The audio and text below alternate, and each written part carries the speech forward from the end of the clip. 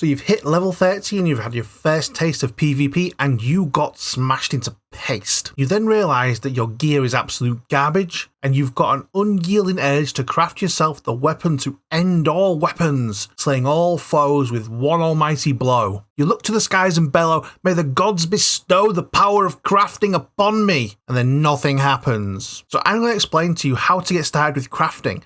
So this is going to involve obtaining crafting recipes, actually crafting the component parts for the final item, and finally looking at the experimentation options. So before I begin, I'd like to invite you to hit that subscribe button, because subscribing means that you'll be up to date with all the latest news, tips, and tricks for Crowfall. So initially it may seem overwhelming and seemingly complex, but when you take a few minutes to absorb what you need to do and actually run through the process, then you'll realise that it's not too bad. The main issue you'll likely face is that you don't have the recipes to make the items beyond the basic stuff. You've probably opened up the quick craft menu and saw nothing of use. You've likely found a general crafting bench and yielded the exact same result. And then finally, you've probably found a blacksmith's bench because that makes sense. That's where you'd craft weapons, right? But sadly, no. You don't have the recipes to make anything. So how do you get the recipes? Well, this is because you lack the discipline. And your disciplines, these are the things that you can do. They're like training yourself in a particular craft. And where do you get the disciplines? Let me show you.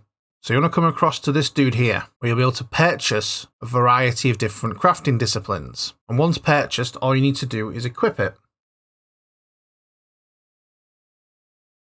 So in my case, I've equipped the weaponsmithing discipline. So now when I come back to the blacksmithing station, I've accessed to advanced weapons. Now this is what I want. So I'm going to focus on the axe because this is the weapon that I use. So that's what I'm going to use as an example. Now initially, when you look at the end result item, it looks pretty underwhelming. It's exactly the same stats as what you'd buy from an NPC. However, if you look at these other two weapons on the right hand side, these are actually weapons that have been crafted from this recipe. As you can see, the stats are higher. Now this is because it comes down to the materials and the effort that you put into the weapon as to what the end result looks like. So there's a lot of steps that you need to go through in order to craft a weapon, and it seems a little bit complicated. Let me show you for example. So an axe requires weapon head, hilt, and shaft. Not too complicated. But then let's have a look at how we craft those. So we come into the one-hand weapon components and the weapon head, metal bar,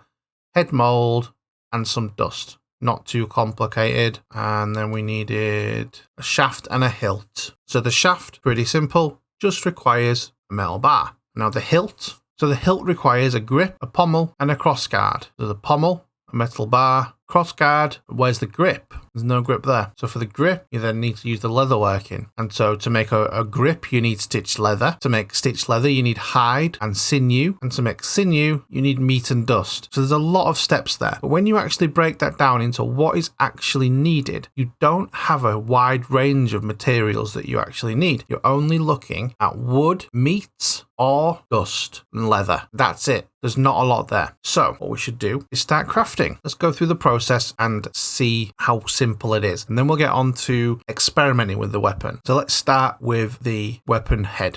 So what I'm going to do first is I'm going to modify the weapon mold to change its appearance.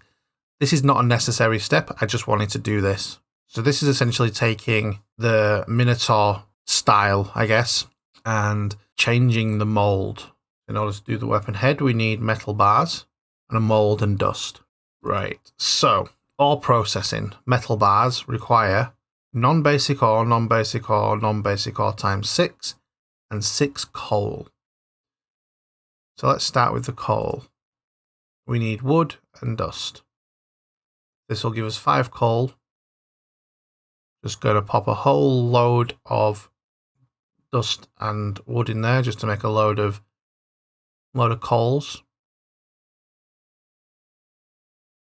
So there we go. There we have our coal on metal bars. Let's add our coal first. Now, with these, all ingredient slots must use the same quality of ore. But the thing is, you don't need to use the same type of ore. So you can make alloys with this.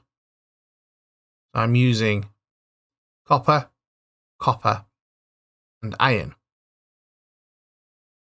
So this produces us a metal bar. And this gives you certain properties. And this depends on the type of combination that you use. I'm going to need a total of 5 metal bars. So I'm just going to quickly craft those.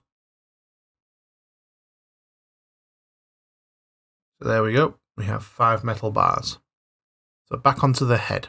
2 metal bars, a head mold and dust, and that was a successful assembly. Now this allows us to change the stats. Because we put a particular combination of metal bar in, we get to either opt to go into damage or into armor penetration ice, for example. And just for fun, I'm going to use this one. Now when it comes to the adding the risk, the way this works is that essentially each of these pips is an opportunity to increase the stats by a certain amount. So this bit here, this shows you how much of this stat is increased, and that's dependent on the quality of these. Now you can add risk to this. You have the base difficulty, the item quality difficulty, and the bonus per point. So with no additional risk, there's no bonuses whatsoever. But if you increase the risk, you will get 0.63%, for example, in this case, extra per point. The higher the risk, the higher the reward, but also the chance of you not getting anything whatsoever. Let's just for fun, we'll go with negligible risk. Now people will say that this is way too much of a difference. It's said that you should go within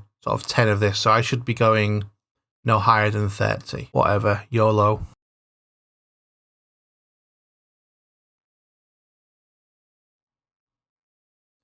Okay, so we had one failure there, and the rest was just basic. Well, these were basic and these were actually good. So what we can do as well is we can polish the lowest 3. So it will take this one and then 2 of these to re-roll them essentially. You want to spend 10 dust? Yes, I do. So that's upgraded, and I think that one's the same. So they won't go lower. They will always go to the same or higher. So that's giving me a plus 25.59% bonus to that particular stat. Let's take that. So that's one bit done. Now let's do the shaft because that's super simple. I'm just going to stick everything into armor penetration ice just cause. And now the hilt, we need a grip, crossguard, and a pommel. And now the crossguard, critical failure there. It actually detracts from the stats. So let's definitely polish that. You don't have to polish it. I mean, it can get kind of expensive to do. That's a good result there, 38.6%. Now we just need to nip across to this other crafting station. We need stitched leather, which requires sinew. And that's in fuel. So we will put in meat and dust. So I already had 2 sinew in my bag, but you would actually need to craft, another ball of this. And the hide. Put that stitched leather in there and assemble. Okay, so this was a flawed assembly. This is the other crafting result that you can get. Now, this doesn't mean that there's anything wrong with it. It just means that you can experiment on it. So if I fix flaws for this cost, it will allow me to experiment on this. The other thing as well is that previously I had 9 pips to put in and now I have just the 1. This is in relation to your crafting stats. So for me with blacksmithing, I've got a high stat in blacksmithing. Because I've got a high strength, that increases my blacksmithing stat. I've put a lot into strength, and so that gives me the 9 points there. So that's where I got the 9 from. But with the leather grip stuff, so this comes under leatherworking. So this is my dexterity related stat, and I've not gone much into dexterity. So that's why I only get the 1 point there to experiment with. And I'm just going to put no additional risk just because I've only got the 1 opportunity. It would be a waste to have to polish just 1. Right, okay, so now we have, I think, all the pieces that we need. Let's come back and, right, so we have the head, we have the shaft, we have, let's make the hilt. Let's go for damage. I'm going to keep that no additional risk, actually. No, I'm not. I'm going to keep that negligible risk. Give that a good polish. Now we can assemble. I'm really low on dust right now, so if this is a critical failure, then that's crap. See, because I cannot fix the flaws in this weapon now, so I cannot experiment on this weapon. So that's annoying, but let's just take it anyway. So there we go. We now have a newly crafted axe, which, as you can see the difference because of how I have put the points into things and the different components there. I've got armor penetration ice of plus 0.53%, but of course the damage is lower. This is partly because I haven't put the points into the damage spec specifically. That's based on the components, and also there was the flawed assembly at the last step that I couldn't afford to fix because that would have cost 200 dust. I didn't have that in my inventory, and I was aware of this.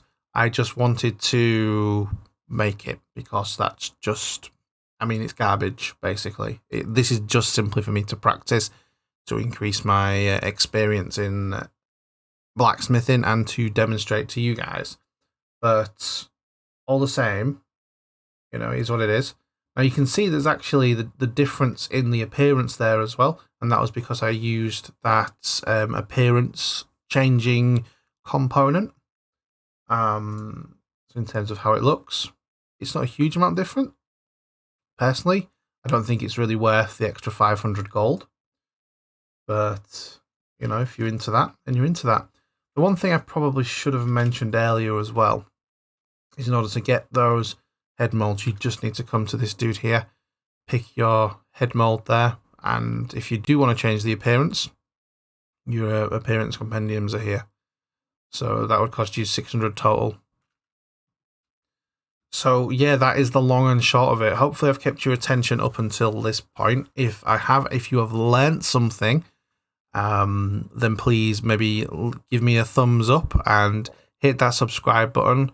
Hopefully you kind of get on with how I explain things. I try and explain things in a way that I would like to be explained to. So hopefully this sort of style works for you. So maybe hit that subscribe button. Now there is other steps to crafting, and we're going to explore these in later videos. So make sure that you hit that bell notification icon so that you can get that notification as soon as those videos go live. So thank you for watching, and I will see you in the next one. Now take a look at a couple of these videos that I've put here on the screen for you.